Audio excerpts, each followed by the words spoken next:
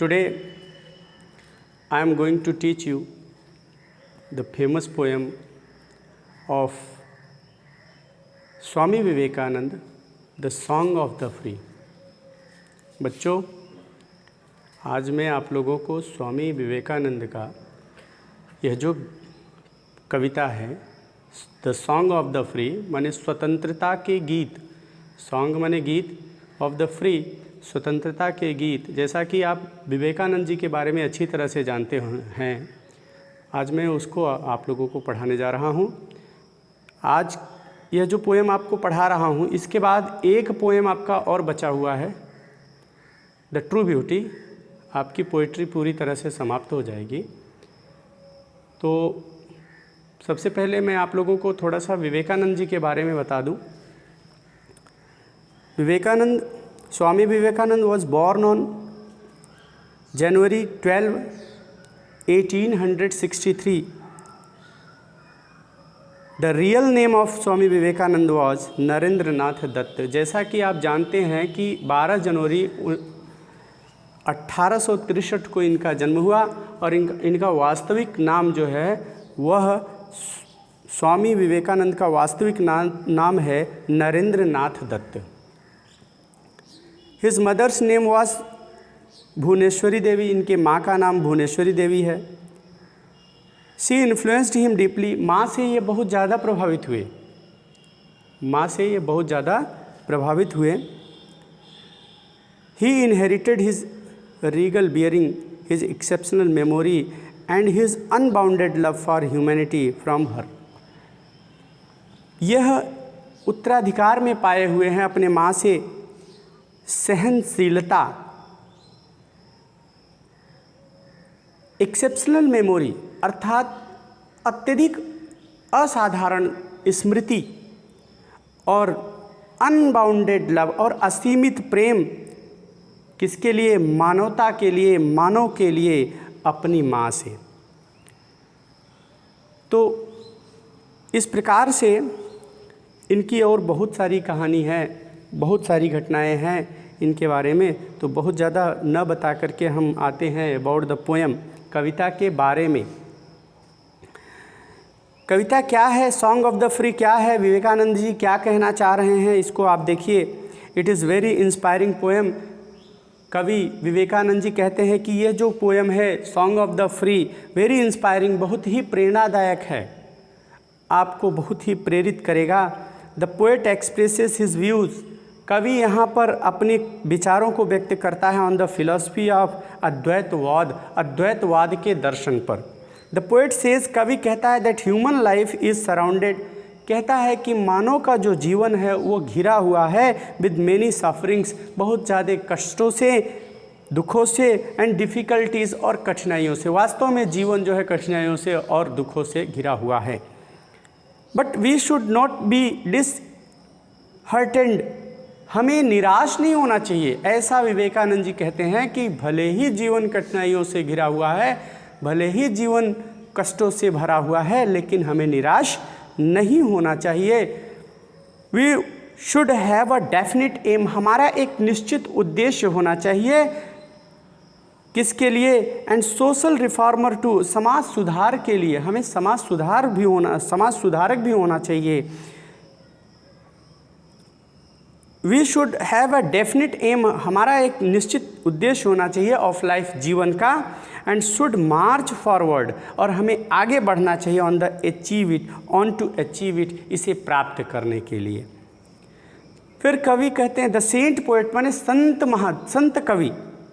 The Saint poet से संत कवि कहते हैं that snake shows it's hood, कहते हैं कि एक सांप अपने फन को दिखाता है ओनली व्हेन, जब इट इज़ हर्ट, जब इसे कोई चोट पहुंचाता है, जब यह चोट खाता है।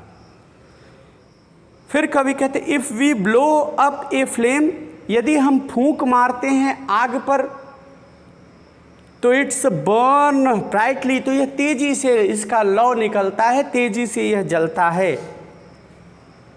When the lion is struck, फिर आगे कवि कहता है कि जब शेर को चोट पहुंचाया जाता है बाय हंटर्स एरो, किसके माध्यम से, किसके द्वारा, शिकारी के बाणों के द्वारा और बुलेट या गोली के द्वारा, तो इट्स एंग्री रोर्स, तो इसका जो क्रोध भरा दहाड़ना है, कैन बी हर्ड, इसे सुना जा सकता है इन द होल फॉरेस्ट, पूरे जंगल में। व्हेन लाइटनिंग, फिर आगे कवि कहता है कि जब चमक, गरज और चमक, लाइटनिंग, लाइटनिंग माने चमक होता है, split the breast of A cloud, जब चमक, जब बादल के सीने को चीरता है, जब बिजली बादल के सीने को चीरता है, तो इट पोर्स हैविली, तो तेजी से बारिश होती है, जोर से वर्षा होती है। It brings about great flood, और जब जोर से वर्षा होती है तो बाढ़ ही बाढ़ हो जाता है, चारों तरफ पानी ही पानी हो जाता है। फिर आगे कवि कहता है when the soul is moved, जब आत्मा को हिलाया जाता है, आत्मा को परेशान किया जाता है, टू इट्स डीपेस्ट डेप्थ, कहाँ, गहराई से, हृदय की, आत्मा की गहराई से जब इसे चोटिल किया जाता है, तो द ग्रेट मैन रिवील, तो महान व्यक्ति को दर्शन होता है, क्या, देयर बेस्ट ज्वेल्स, अपने सर्वोत्तम आभूषण का, हिडन इन देम, जो उनके अंदर छिपा हुआ होता है, अर्थात सर्वोत्तम प्रतिभा का दर्शन होता है। हर इंसान के अंदर एक प्रतिभा होता है जो अच्छा होता है। द पोएट सेज, कवि कहता है that we should have in faith, हमें विश्वास रखना चाहिए, हमें अपने अंदर विश्वास रखना चाहिए। द फेथ, और कहाँ विश्वास रखना चाहिए, the faith in the all mighty, और हमें सर्व सुप्रीम, सर्वशक्तिशाली ईश्वर में विश्वास रखना चाहिए। फिर आगे कवि कहते हैं आइज़ में फेल, आँखें चूक जा सकती हैं, आँखें असफल हो सकती हैं, टू सी क्लियरली, स्पष्ट देखने से, आँखों को स्पष्ट देखने में असफलता मिल सकती है। मिसफॉर्चून में send a number of great fears, फिर कवि कहता है दुर्भाग्य को भेज लेने दो, नंबर ऑफ ग्रेट फियर्स, अत्यधिक संख्या में भयों को, बट इन ऑल सर्कमस्टांसेस, लेकिन हर परिस्थिति में, हर स्थिति में, वी शुड हैव फेथ, हमें विश्वास रखना है, इन आवर डिवाइन सोल, कहाँ, अपने दैवी आत्मा में। और दैवी आत्मा क्या है, ईश्वर है। हर व्यक्ति की आत्मा वो ईश्वर का रूप होता है, ये सब आप सभी जानते हैं। तो प्यारे बच्चों, dear students, now I am going to describe the meaning of the poem one by one, line by line, word by word. तो इस लाइन में, इन शब्दों में जो आपको न समझ में आए तो बच्चों आप कमेंट कर सकते हैं, कमेंट करके आप बता सकते हैं, हम आपको फिर से वीडियो को बनाकर पढ़ाएंगे। तो ध्यान देना, कवि कहता है कि द वुंडेड स्नेक, जैसा कि हमने आपको पहले बता दिया, घायल सांप, वुंडेड माने घायल, स्नेक माने सांप, इट्स हुड, अपने फन को, अनफर्ल्स, क्या करता है, उठाता है, फहराता है। हुड माने फन, अनफर्ल्स माने उठाना या फहराना। तो पहले लाइन का अर्थ है कि घायल सांप अपने फन को उठाता है, फहराता है, कब, आगे बताएंगे।